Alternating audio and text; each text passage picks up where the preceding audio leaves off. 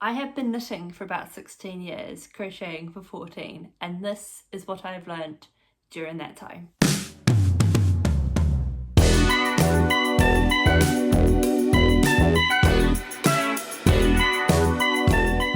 Hello, my name is Shannon. I am a knitter, crocheter and soon-to-be accountant, hopefully. I'm in my final year, based in Scotland.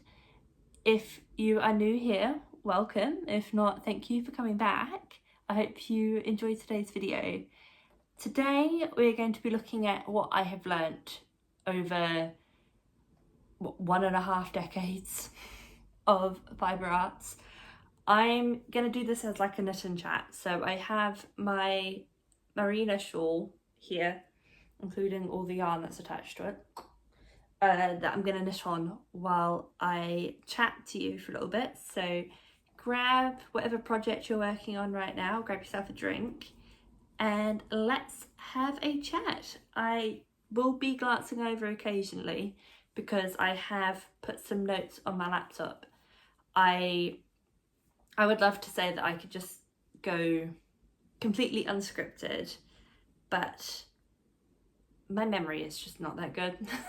I would end up getting myself completely lost, and I don't imagine that it would have been the most interesting watch. So we are going to have some notes. I may glance over occasionally for that, and although the majority of this is stuck on no, it's not stuck on it, scarf stitch, there is some increases. So if I look down briefly, that will be why. Either that or I've got yarn issues, which I just did. So, but such is the life. We'll get started on what I have learnt in the past 16 years. I have 10 points written down. Some of them kind of flow into the other. So without further ado, we'll get into it. So the first thing I have noted here is about different fibres. So different fibres have different properties, and that'll mean that sometimes one fibre will be really good for one project but not for another. So an example is, let's take acrylic, for example. I used acrylic a lot when I was learning. I still use it a little bit now.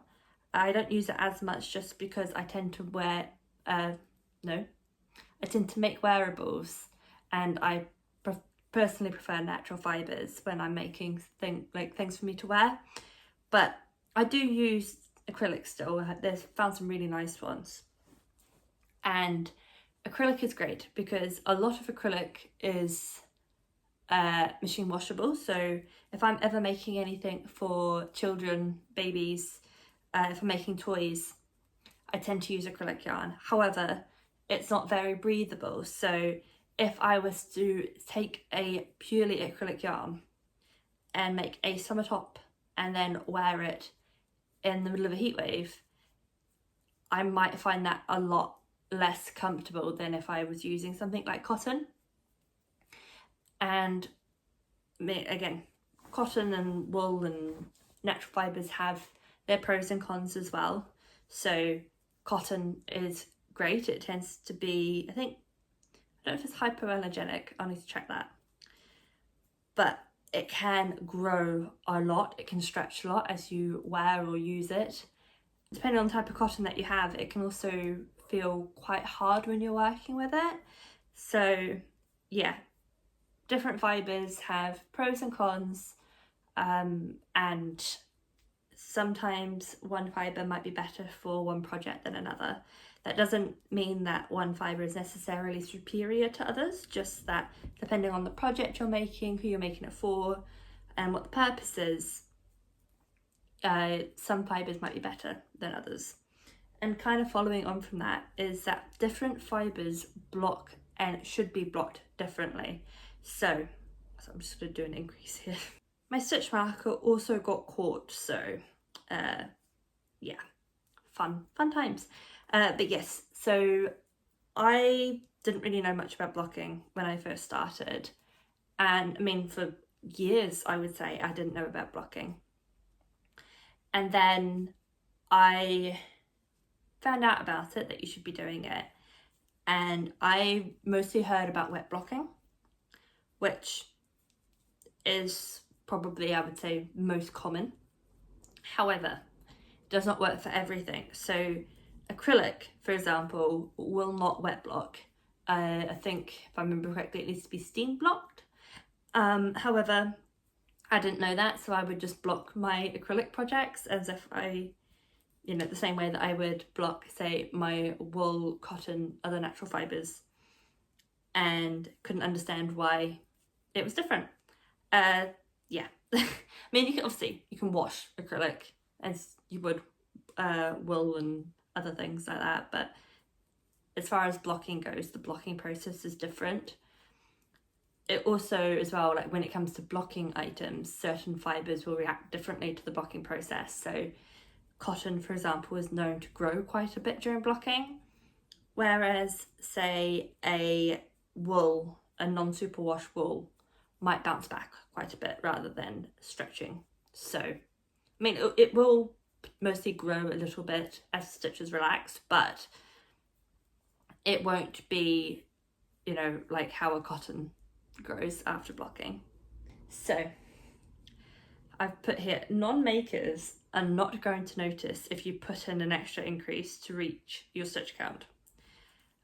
I feel like as makers, we often will find all the imperfections in our projects. We will see every little mistake, every bit where we had to maybe decrease because we had one stitch too many, or put an increase in because we had not enough. However, most non-makers will not notice. They will just see that you've made something amazing and think that it's absolutely incredible. So all that to say, if you make a mistake and it's not that noticeable, say for example you're missing one stitch, I wouldn't stress too much. I know some people, they can't do that. They need to rip back and go back, but if you want to just do an extra increase or a decrease and move on, then you can do that, because to be perfectly honest, no one's going to notice. And I think we hold ourselves to such a high standard even for pieces that we make ourselves, and we don't need to do that. So if you need to put an extra increase, just put in an extra increase. The only time that I could see that there could be an issue is sometimes like stitch repeats and things like that. You have to be strategic about where you put your extra stitch, because otherwise your lace repeat or cable repeat might end up a little bit distorted. Gauge swatches are important, but in my experience they also sometimes lie, and I don't know if that is, and it probably is, to be fair, I'm possibly not doing it correctly. I am a self-taught knitter, so no one told me about gauge swatches. I had no idea what that was until about 10 years in. So I would take the swatches lie statement as, with a pinch of salt, because that might just be me. But yes, I don't know why I seem to be so opposed to gauge swatching, but when I think about it, it's just knitting. I don't know why I am just so mentally opposed to it. But when I haven't gauge swatched, I know my tension quite well now, so I probably don't need to swatch all the time, especially if I'm using a lot of the same yarns. I should, but I can kind of wing it a little bit. But I think the first time I made a proper garment for myself, I did not gauge swatch, and I didn't realise that I was a really loose knitter. So then by the time I had finished the cardigan, even though I could tell when I was making it, it looked really big, but I was stubborn and didn't want to go back. And I finished the whole project and it was way too big. If you watched my mistakes as I made as a beginner video, then I mentioned this project. I actually don't even know where it is, to be perfectly honest. It'll be in storage somewhere. I don't even think I finished the button band, or I definitely didn't sew buttons on it because it just would not fit. It was way too big and I was quite frustrated. Obviously now I know that it was because of gauge, but at the time I didn't. So yeah, it's one of those things. For some reason I hate gauge swatching, so I don't always do it, but I know I should. Freehanding is not as scary as it seems. I am in the process currently of freehanding a project. I talked about it in my latest podcast, and I did have a little bit of a boo-boo. I miscalculated and my front panel ended up being, I think it was about 24 rows longer, no, shorter than my back panel, so I had to rip back. And it wasn't like I could just knit an extra 24 rows. I had shaping, I had short rows and V-neck shaping. And I had worked out the ratios wrong as well because I was going off the wrong number of final rows. And so I had to rip back over halfway. And as frustrating as it was, I mean, at the end of the day, it wasn't that big of a deal. I was so scared to freehand something and not follow a pattern. But freehanding is not for everyone, but if you wanted to give it a go but maybe you're nervous, I would say do it, try it, go for it. You might find that you really enjoy it. There's lots of videos on YouTube about freehanding projects as well if you want people's advice. And also I think a good starting point is if you're making projects anyway and you're following patterns, after a while you start to get quite a good idea of different construction techniques, and then you'll find that once you have that, it makes it so much easier to freehand something. So if you want to give it a go, I would recommend it. And if you need to rip something out, as frustrating as it can be at the time, at the end of the day, it's not going to be absolutely disastrous. And if you start a project and you get partway through it and you think, actually, no, maybe this is too hard, or I'm not enjoying this anymore, you can just frog it. No one's going to vilify you for that. You can frog it and reuse the yarn for something else. So if you want to try freehanding, I say go for it. So this one is more of like a personal note to myself of what I learned about myself. But I have found that knitting everything on circular needles, even things that are not knitted in the round, like for example, this is knit flat right now, much easier on my hands than using straight needles. I started using straight needles again sometime last year, just because those were the needles I had on hand at the time. And the amount of pressure on my arms and my wrists was so uncomfortable that as soon as I could, I switched back to my circular needles. I just couldn't do it. And yeah, I found that it's so much better. And I have issues with pain anyway. Just not even because I knit for a really long time or anything like that. I just have issues with pain. And I find that circular needles helps with that because, for example, take this, there's lots of stitches, but the cable is holding all of those stitches and that weight. I'm only having to deal with like this length of a needle, and I just find it so much easier. And I mean, as I said, this is for me personally. Some people might absolutely hate using circular needles. I was watching, I think it was Retro Claude a couple of days ago, and she loves her straight needles. That's what works for her. She absolutely loves them. But for me, circular needles, if I can use them, I will. I don't mind magic loop. I like knitting in the round, knitting flat with my circular needles as well. And then because again, I've been doing this for a while.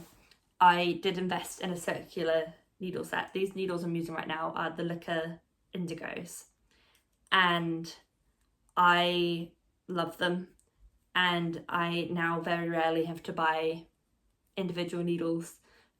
The only time I actually need to do that is if the needles are quite small, so for example like a 2mm needle. So yeah, circular needles are a win for me personally.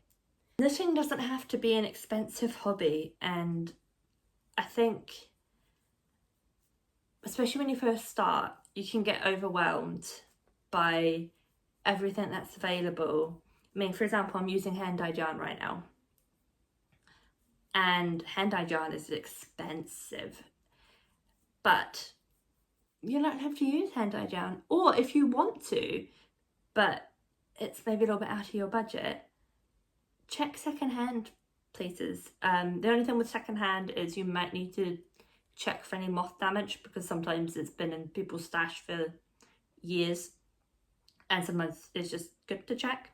But like, I have found hand-dyed yarn going for I think about £10 on Vinted, because people are just, they've purchased it maybe years ago and they are not going to use it. So I'm just switching yarns.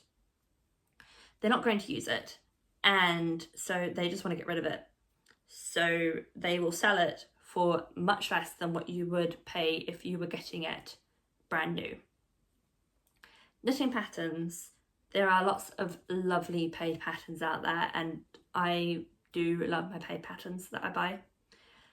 However, there are also so many free patterns, blogs. A lot of people will post their patterns for free on a blog, and then also have an option for you to pay for an ad-free version, PDF.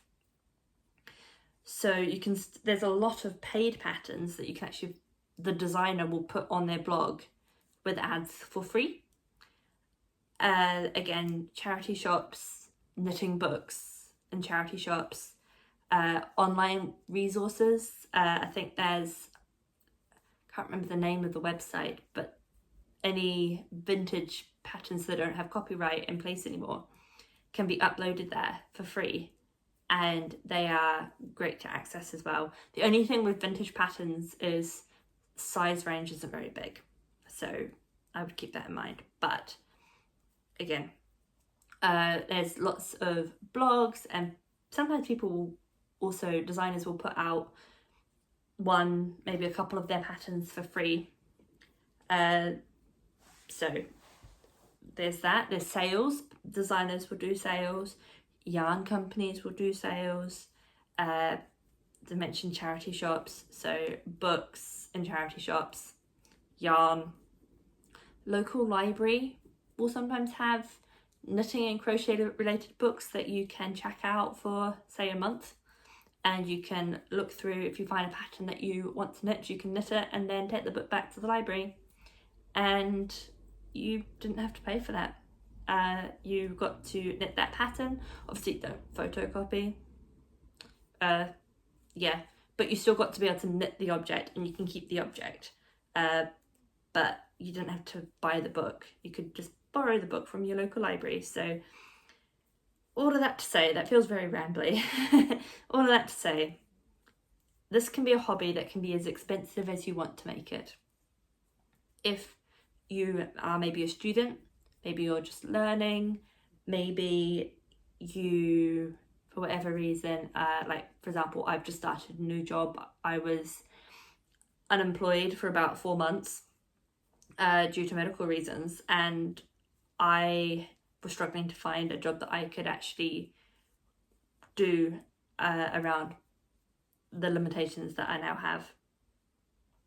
And so my expenditure had to go down a lot, because I just didn't have I didn't have that money available, and that's okay. Again, it can be as expensive or as affordable as you want it to be, and don't let people shame you for buying more affordable yarns or needles, or people telling you that you have to have this, that and the other. Again, you can make it as expensive or as affordable as you want it to be. And I hate the idea that money would ever be a barrier to someone who wants to learn, being able to learn. I would never want that to be the case. So again, it doesn't need to be expensive if you don't want it to be. You don't have to have a huge stash to be I put in quotes, like quote marks, real knitter. And I've heard lots of talk about stash. Some people are really anti having a big stash. Some people want to have a huge stash. At the end of the day, what you decide to do with your stash is completely up to you. But if you don't want to have a big stash, or you can't afford a big stash, you are not less of a fibre artist because you do not have a massive stash. If you don't have a yarn wall, or you don't have yarn in every single colour, that's okay. There's nothing wrong with that. I know there's quite a few people who will I don't think they really have a stash. They just like to decide on a project and then order the yarn in as and when they need, and they feel better not having a stash, and that's fine. That's completely fine. And then there's people who like to have some stash yarn because it helps their creativity, and again, that's completely fine as well. So when it comes to stash, don't feel like you have to have a certain amount in order to be a proper fibre artist. I think this is especially maybe something in the social media space. If you're posting about your craft, my yarn is getting all tangled. If you're posting on social media, sometimes you kind of feel like, it's so, that person's yarn wall or whatever is so aesthetic. Mine doesn't look like that. Mine is, a box under the bed. And that's okay. It doesn't need to be aesthetic. It's something I've had to learn. I mean, this is kind of going to a bit of a different thing, I think, but with social media, people follow you for you and the projects that you make. Most people really, they won't follow you because of your yarn stash.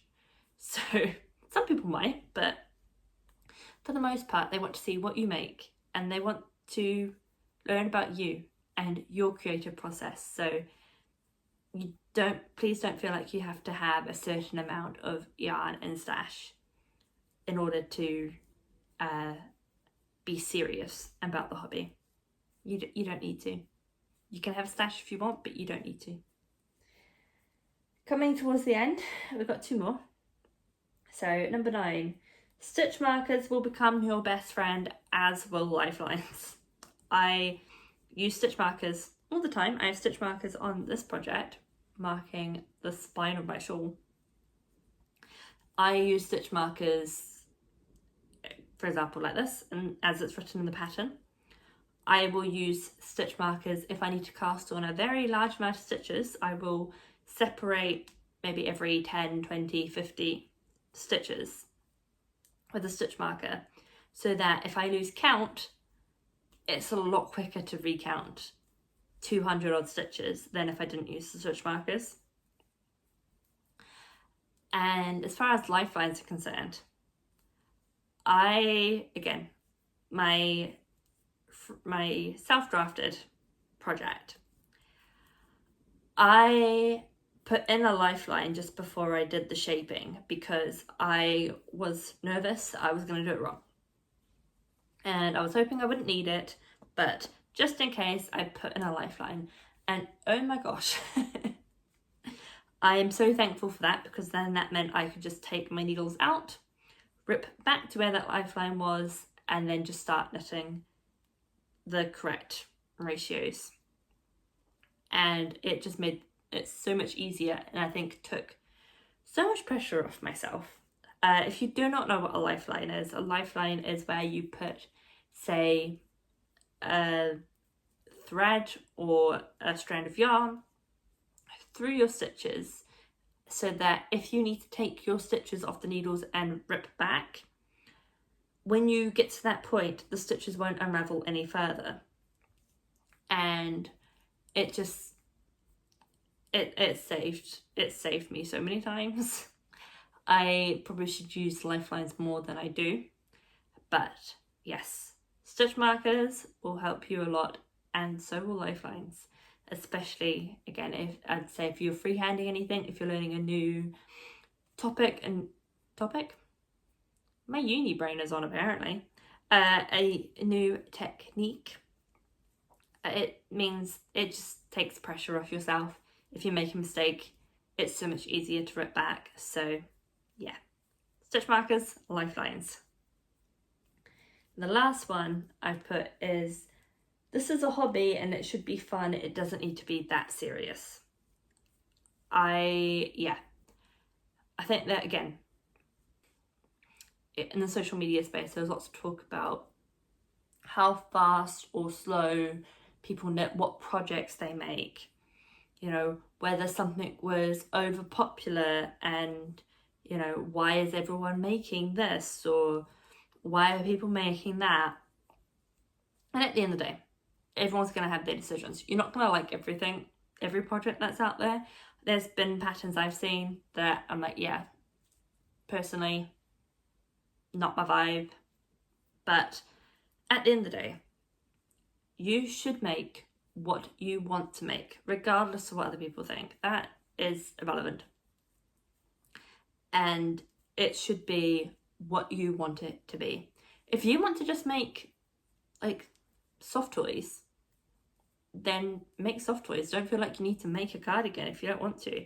If you only want to make tops, and the idea of making, say, for example, a toy or a pair of shorts, you're like, no, I would not enjoy that, then you don't have to.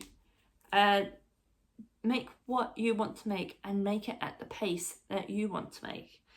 If you are a fast knitter and you like making things quickly, then by all means, go for it. But also at the same time, if you want to take things slow and it maybe takes you a year to finish a project and you're okay with that, you're happy with that, then that's okay too. Don't let what other people are doing negatively influence your relationship with your craft. It is a hobby, it should be fun. And if you start stressing about, I guess, trying to keep up with the Joneses, trying to do all the popular patterns because everyone else is doing them, or,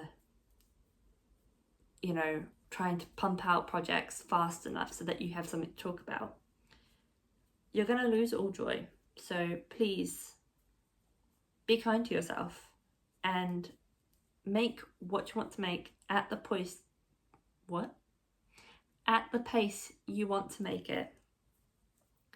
And you can share your projects if you want, but you also don't have to. If you want to sell what you make, you can, but also you don't have to. I had people on my Instagram message me asking if I could do a commission. I personally don't do commissions for anyone who's not friends or family. I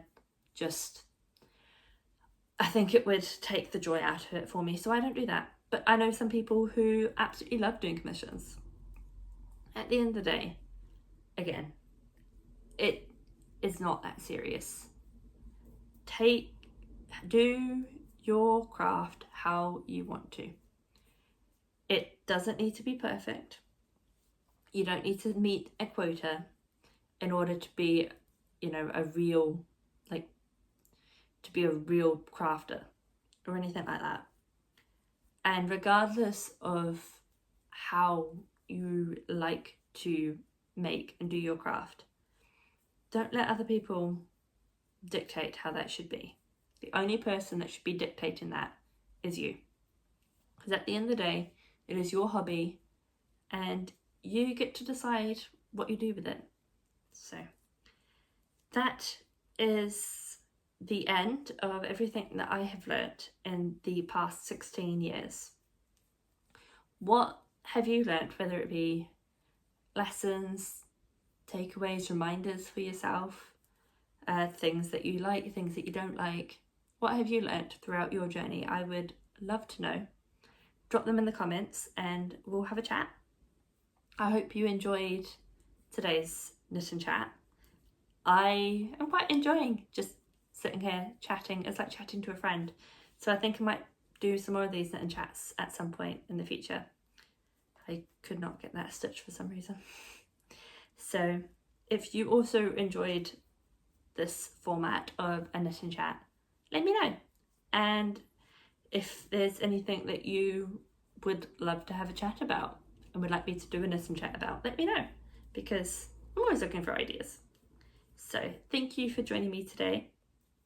If you would like to follow me on my social media and see what I get up to during the week, I will post that on the screen and also in the description box below. And thank you for joining me today. If you would like to see more of my content, be sure to subscribe so that you don't miss any future uploads. My next video will be on Saturday, which will be a regular podcast. So if you want to see how my projects are looking, that would be where you will find that. And until then, have a great rest of your week. Enjoy whatever it is that you're making. I'm gonna go get myself a glass of water or a cup of tea because for whatever reason my throat is really dry today. And I will see you on Saturday for my next video. Until then, take care and enjoy your making, and I will see you then. Bye bye.